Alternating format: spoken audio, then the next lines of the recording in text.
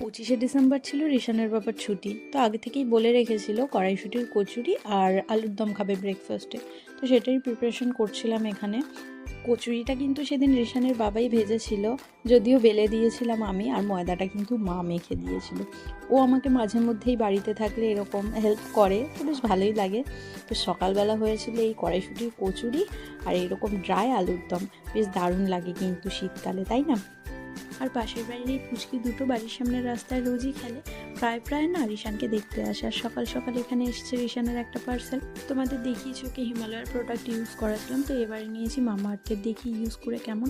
তো সেদিন সন্ধ্যাবেলা বেরিয়েছিলাম, আর বেরিয়ে দেখি এরকম মলের সামনে একটা স্যান্টা ঘুরে বেড়াচ্ছে। তারপর গেছিলাম আমাদের নৈহাটি উৎসবে, আর সেখান থেকে খেয়েছিলাম মথুরা কেক, যেটা প্রত্যেক বছরই আমরা খাই, ভীষণ ভালো লাগে। আর হ্যাঁ, বিকেলবেলা কিন্তু আমার মাও এসেছিলো, আর রিশানের জন্য মেলা থেকে নিয়েছিলাম এই ঝুনঝুনিটার একটা সফট টয়। কীরকম হয়েছে জানিও।